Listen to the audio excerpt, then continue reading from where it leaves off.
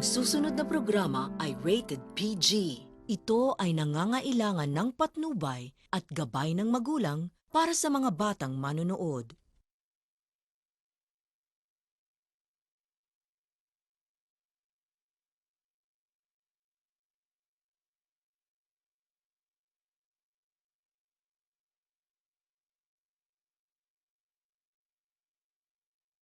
This program is brought to you by San Miguel Corporation, your world made better. Baywatchers, welcome sa panibagong episode ng Philippine Baywatch at ito din ang last episode of this season. Sa ngalan ng buong team ng Philippine Baywatch, I'm your host, Tel Antazo. At ako naman po si Jiki Lee. Tara, samahan niyo kami para tuklasin ang kwento ng Bay, kwento ng bayan, dito lang sa Philippine Baywatch. Philippine Baywatch, bantay ng pagbabago. Bayan ko, sabay tayo aangat sa mundo. Pagunlad para sa bayan, bagong buhay ng mamamayan. Isang bagong Pilipinas, sabay-sabay nating lalakbayan.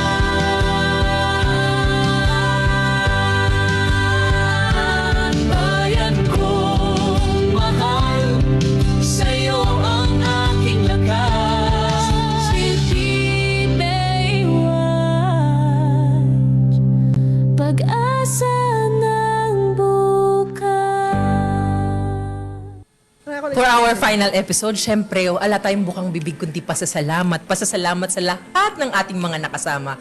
At syempre, nakatulong para sa ating magandang advokasya dito sa Philippine Baywatch. And with that, makakasama natin ang nag-iisa na napakabait, napakasipag, very talented, the executive producer, Miss Omni Gruva. Hi, Miss Jiki. Hi, Baywatchers. And of course, our host advocate, Miss Gabrielle Lopez. Hi, Nikki. Hello, everyone. Magandang araw po. Yes, and our first ever winner of the Philippine Baywatch 2025, Miss Chanel Cruz. Hello po. Thank you so much for having me today. Yes, and the first ever Mr. Philippine Baywatch Hi. Ambassador, Yeah. Mr. Ace Mayor. Hello po. Hey Baywatchers po. Nice seeing you guys. Yes, so kamusta naman kayo? Do you have any message for our viewers? Let's start with our executive producer, Omni. Hello, Omni. May meron ka bang mga kamusta naman? Okay na yun. Okay na ako, di ba? Okay na yun. Ikaw na. Okay na yun.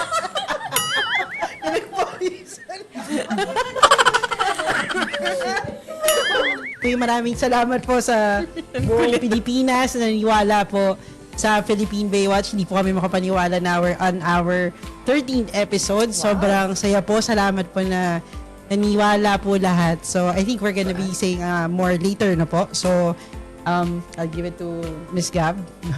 And of course, thank you rin po sa lahat ng mga tao that supported us through this journey. And thank you because we have grown so much as a family here at the Philippine Baywatch. So, salamat ulit sa lahat. Gusto ko na lang din i-shoutout yung family ko kasi todo support sila sa akin. Pag nakikita nila ako sa sa TV. So, talagang binibidyohan nila yung mukha ko doon. So, hello kay mommy, kay daddy, sa ate ko, and sa family ko sa Bicol. Hello sa inyong lahat. Well, ako naman po, first and foremost, sa family ko po na todo suporta po sa ating programa na ito. Sumusubaybay po sila, todo share po sila sa Facebook pages natin. And of course, sa school ko po, thank you po for supporting me as well. And sa mga co-work ko for allowing na mag-off ako today. Yan po. Mag-off ka today. Yeah. Pero so far, kamusta naman yung experience nyo after ng Mr. and Mrs. Philippine Baywatch? Well, May nagbago ba sa life ninyo? Well, actually, I think nagbago siya in a way na para pinalawak niya yung platform namin, ano.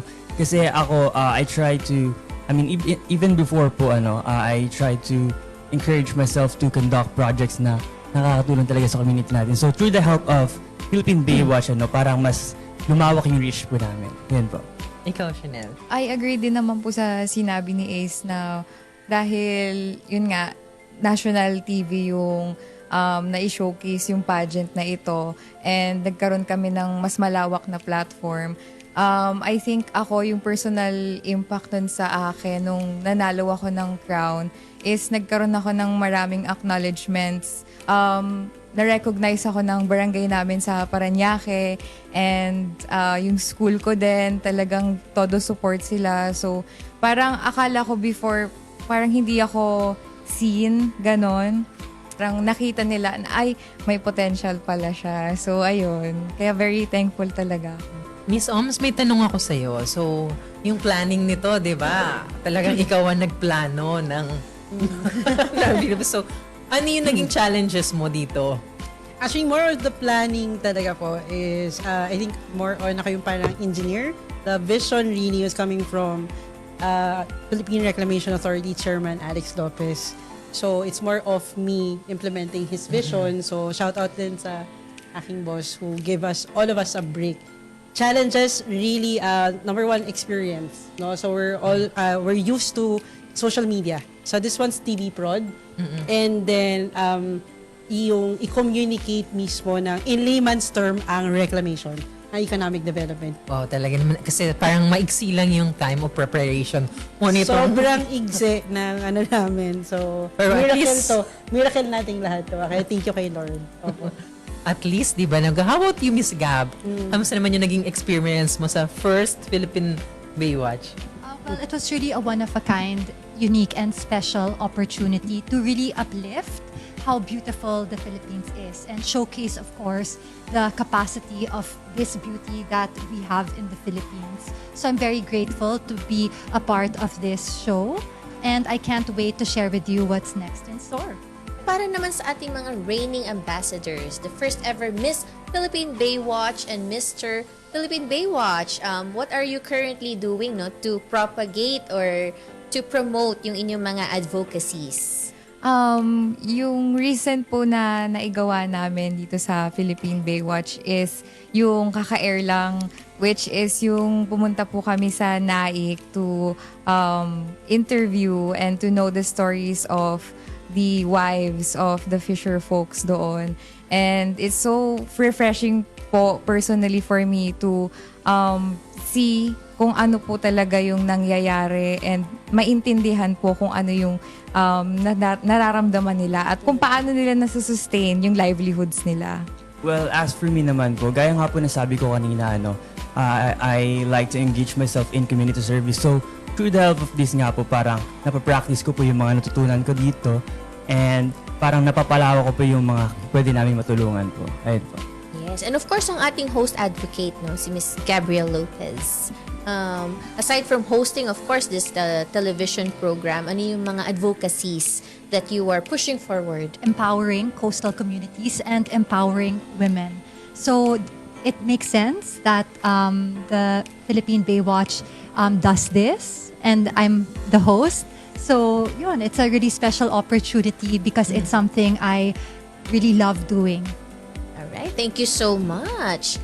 Of course, para mas masaya talaga, we're going to play a game. It's called No Matter What They Bay. Okay, it's not no matter what they say, but it's no matter what they bay.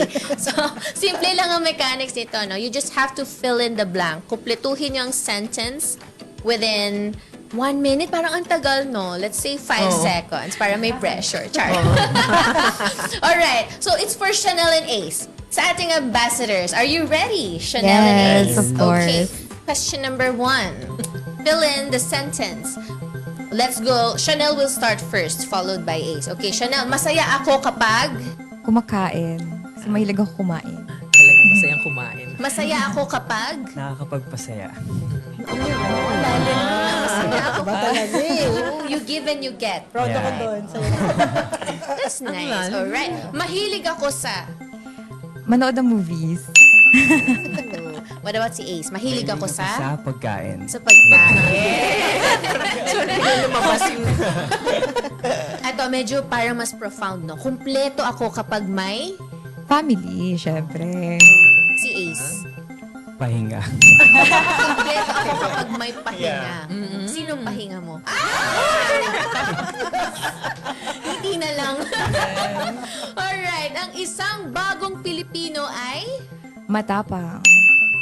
Si Ace naman, ang isang bagong Pilipino ay... Edukado. Yes, pwede namang hindi lang educated in terms sa school, no? But aware ka sa nangyayari sa paligid mo. Nanonood ka ng balita at ng Philippine Baywatch, right? Miss Om. Bukas ng isip. Open-minded ka ba? Oo. Galing mo doon. Gabriel? Empowered. Empowered. Next? At ang last, kailangan ng Pilipinas ang... Pagbabago. What about si Ace? Kailangan ng Pilipinas ang Pagkakaisa. pagkakaisa. Next? Kailangan ang Pilipinas ay Miss Gabriel. Kailangan ng Pilipinas ng faith. Miss Om? Kailangan ng Pilipinas ng tiwala sa Diyos.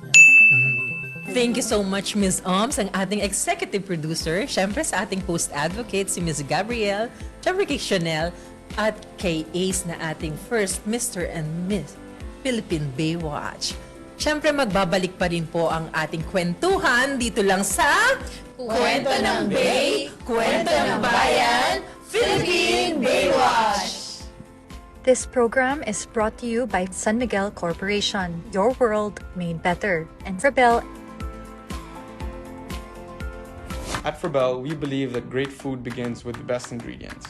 With years of experience in the fishing industry, customers are assured premium quality marine products. From sourcing, processing, and packaging, we ensure that every product that bears our name meets the highest standards of excellence. Premium meats, delectable seafood, or convenient frozen products, Frebel has something for everyone. So join us on this culinary journey. Savor the flavors, embrace the quality, and experience the magic of Frebel.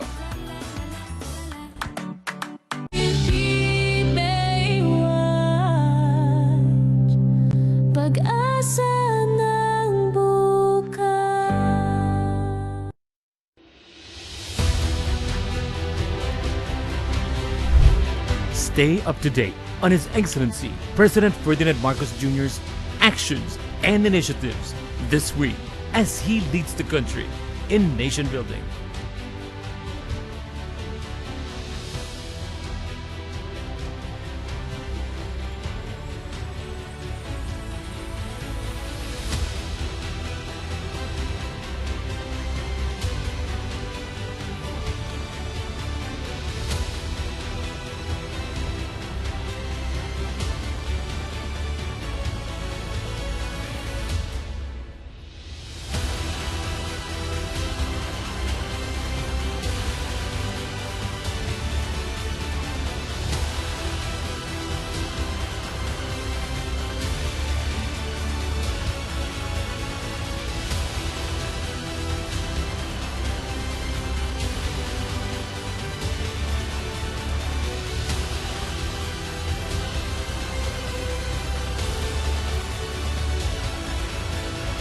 PBBM at Work. Balikan ang mga kwentong tagumpay na nag-iwan ng marka sa kasaysayan ng sports. Hatid ang natatanging memorabilia ng best of the best. Treasures of the Game. Dito lang sa PTV Sports.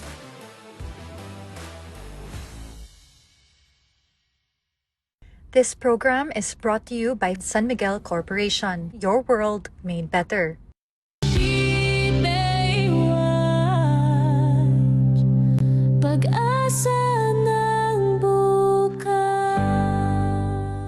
And we are back. Kasama pa rin natin ang ating executive producer, Miss Omni Gruba, our host advocate, Miss Gabrielle Lopez, the first ever Miss Philippine Baywatch 2025, Chanel Cruz, and Mr. Philippine Baywatch 2025, Ace Mayor. Okay, at this point, meron ba kayang mga questions na gustong itanong sa isa? Ako po, I have a question for Ma'am Omni. And for the knowledge na lang din siguro ng ating viewers kasi I'm quite curious din po. So what gave you the idea or what inspired you to create Philippine Baywatch? Okay, so thank you for asking and representing the youth's question. No? What inspired us is the vision of the president. No? na iangat yung buhay ng mga Pilipino through coastal development. Kaya lang, ang problem kasi is hindi nila naiintindihan, lalo na yung salitang reclamation. So, through the vision also of Philippine Reclamation Authority Chairman Alex Lopez, so naisip niya na why not create an information education campaign sa pamamagitan ng isang show. Tapos, very witty pa yung pangalan na inisip ni Chairman Alex na Baywatch. Sikat na show yan noong 90s. So, kami mga millennials, alam namin yan. So, si Jiki tsaka si Gab. So, hindi ka safe. So, alam namin yung Baywatch is a very popular term. So, parang dahil witty siya, tapos dinugtong yung Philippine, so, para mainteresado yung mga tao manood. So, sa ganung paraan, mas madali sa kanilang maintindihan, mas magiging bukas yung isip nila na maintindihan kung ano ang ginagawa ng pamahalaan para sa taong bayan, para maiangat sila mula sa kahirapan. Ikaw, Gab. When we found out it would be an opportunity to showcase the areas in the Philippines that weren't given so much exposure and really to promote the natural wonders we have in the Philippines like Cavite, Intramuros, Laguna de Bay, these places that I really believe are the most beautiful sceneries in the world. So it was really a special, it's a very special series that you should also watch and partake. Well, there you have it, everyone. Baywatchers, do you have your answers? Ano? Kasi even night before, when we say reclamation, ang nasa isip ko rin is negative siya, considering na nagtatapon tayo ng mga lupa sa tubig. But honestly, it provides like opportunities to many people kasi. So, there you go. Oo. So, alam mo, tama, Ms. Gab, no? So, isa sa mga pinakamagandang malaman, no, ng mga youth natin, na ang reclamation, although it sounds negative, it is really a solution. Number one, traffic. Because congested kasi talaga ang buong Metro Manila. So what do we need to do?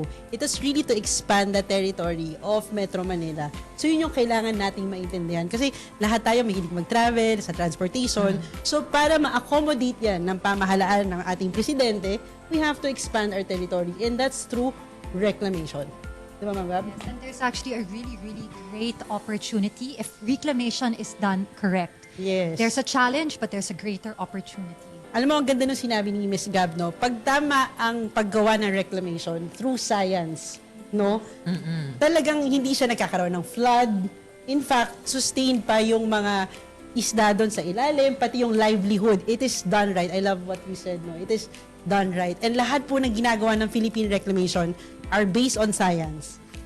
And we also spoke with the key stakeholders for this project, no? Not just that are not just known locally but internationally. For example, we consulted with architect June Palafox, who's very well known in Dubai, and so many more. Yeah, Right for on- example, Boscalis, no? Alam po natin, sa mga pinakasikat na reclaim area na talagang pinupuntahan natin lahat. Alam niyo ba yun? National, saka East. It's really Mall of Asia. So, meron po dinidevelop ngayon sa Pasay. At yun po ay dinidevelop, sabi nga ni Ma'am, na Boscalis, no? Isa yun sa mga known na nag-develop ng Dubai. Everybody knows kung ano ang Dubai. 'Di ba? So, excited. What we hope sa Philippine Baywatch is through our show, ma-excite ang taong bayan na kung ang Dubai ay napakaganda, global standard, dinadayo ng lahat, why not ang Pilipinas rin? At nasa Metro Manila lang siya. Di ba, Ma'am Gab? At the end of the day, who is reclamation for? It's really Yes. for the Filipino people, right? And at the end of the day, it will also make you very proud. It's something you will look back on and say, sana we've done this even before, decades Yes. ago. Yes. So, thank you so much for that, Miss Omni, Miss Gab, kasi it provided us a more educated perspective regarding these things. Kaya 2026 na rin, kaya kailangan natin i-clear things out for everybody na rin. Yan. Yeah, that's very important, no? Because actually we really have to find the perfect balance Yes. to protect our natural resources, the bay, the fish, of course, the aquatic life, while we are doing these secular or changes that improve our country. Yes, So that's what we were really talking about here, right? In this program. Yes. Talagang nakaka-proud, no, for every Filipinos na meron pala tayong kalahi na may ambag sila sa kung ano ang Dubai ngayon. So, Ma'am Omni, I just have another question. No? Ano po kaya ang pinagkakaabalahan ng PRA ngayon? Ako, marami kaming pinagkakaabalahan and we're so happy kasi una, sabihin namin sa lahat, ang PRAs, dati ang Public Estate Authority.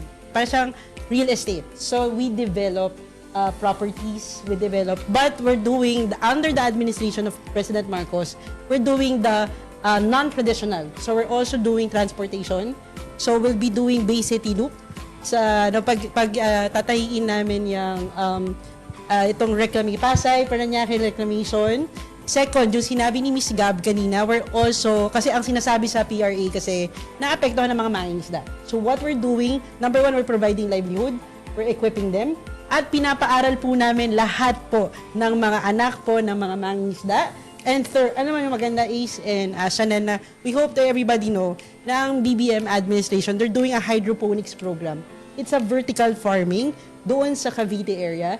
Number one, tinuturuan niya yung mga bata ng farming, modern farming. Second, yung mga bata tinuturuan ng negosyo, entrepreneurship. Kasi after nila magkaroon ng urban farming, tinuturuan sila ibenta. So that's very sustainable, di ba? Napupunta din sa kanila yung kita. So isa yun sa mga napakagandang mga ginagawa ng PRA. Maraming salamat. Salamat din sa pagiging curious. Hindi lahat ng kabataan ay very curious na malaman kung ano ang ginagawa ng administrasyon ni President Marcos. At yun nga, kaya yun ang malaking tulong ang Philippine Baywatch. Kasi Oh, napapakita yes. natin lahat yung mga stories na yan. Aside dun, di ba, kung titingnan nyo, yung mga taong nag-hate nila ang reclamation, kung titingnan nyo, ang Roas Boulevard, ang Senate is also a reclamation. I'm sure marami sa atin sa panonood na to, maraming magko-comment dito kasi maraming hate ang reclamation, marami din naman gusto. Pero kung titingnan nyo, ang ganda ng Dubai, ang ganda ng iba't ibang And I just want to add, kasi maraming nag-hate, lalo na po sa, I think many people will really react dahil po doon sa mga naapektuhan ng mga mangingisda. So we're hoping to invite them, we have freedom of information, you can actually ask Philippine Reclamation Authority what we are really doing. And we're so excited, sobrang linis sa may Pasay area. Kaya po malinis sa Dolomite area because hinaharang po, ang tawag nga namin, it's a frontline defense ng lahat ng garbage. Doon po napupunta lahat sa reclamation and lahat po ng private developers natin ay required sila maglinis. We're collecting 50 black bag na trash bags every day at may isda doon. At lahat po doon pwede rin sila mangisda, ganun. So, it's not really true. Actually po, empowered yung mga but no hate for those who criticize. I think criticism is very important para po lalong mag-improve ang services ng gobyerno. You wanna add, Ma'am Gab? So I agree with that. And just give us the opportunity, have faith in the process and the project as well. And see for yourself, then you can judge after seeing the outcome of reclamation. Because like everyone here said, it's already been done in Dubai, it's already been done in Singapore, and we will get there as well. And also check nyo siguro ang Philippine Baywatch and mga Facebook page nila. Kasi makikita mo din yung mga projects nila. Maraming natutulong lalo na dun sa mga sinasabi nila na nawawalan trabaho dahil sa reclamation. Thank you very much for all your inputs, for sharing your knowledge, for awareness also to all of our viewers. So do you have any other parting message? Siguro si Miss Gab. Thank you so much for all your support. Salamat po on behalf of the whole Philippine Baywatch team. Thank you for all your support. And abangan nyo po kami ulit sa Season 2. We're inviting everybody, ang bawat Pilipino na manood po every Saturday.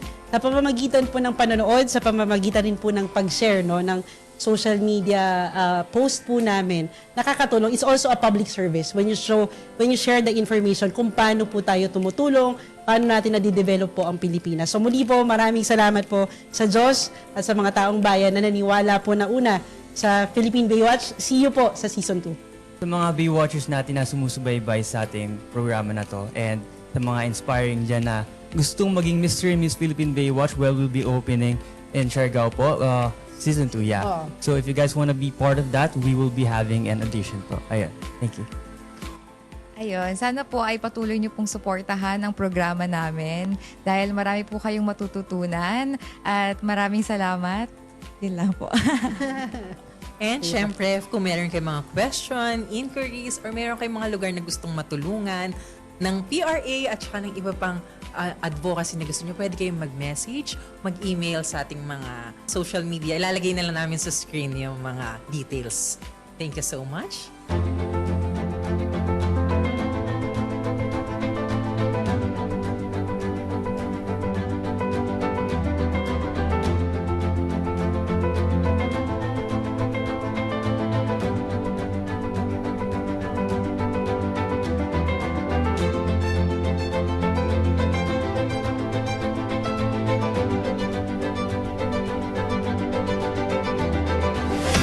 With that, Philippine Baywatch Season 1 comes to an end. Maraming salamat po sa lahat ng aming nakasama, simula hanggang sa dulo. At syempre po, nawa po ito matak ang mga istorya namin sa inyong mga puso at isipan. Muli po, I'm Fel Antazo. At ako naman po, si Jiki Lee. Abangan po natin ang Season 2 para sa mas maraming exciting features and episodes. Dito lang sa Kwento ng Bay! Kwento ng Bayan! Philippine Baywatch! Philippine Baywatch, bantay ng pagbabago. Bayan ko, sabay tayo, aangat sa mundo.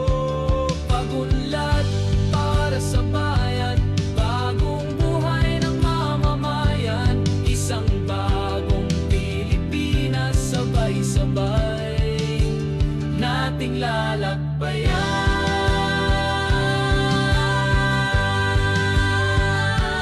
Bayan kong mahal, sa'yo ang aking lakas. Philippine Baywatch, pag-asa ng bukas.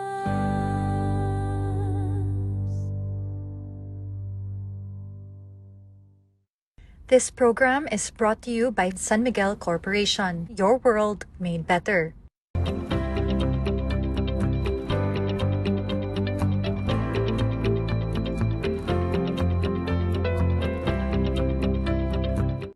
Ang mga balita at impormasyong napapanahon, komprehensibo at higit sa lahat, mapagkakatiwalaan. Ihanghatid para sa bayan. Kasama sila Dayan Querer at Audrey Goriseta. Ulat Bayan, Lunes hanggang Biyernes, alas 6 ng gabi. Dito lang sa inyong pambansang TV. Alam niyo ba kung bakit espesyal tayo mga Pilipino? Dahil may mga katangian tayong kakaiba at tunay na kahanga-hanga. Gaya na lang ni Miguel, na likas na matulungin. Guys, help natin si Manong, oh. O kaya ni Adrian,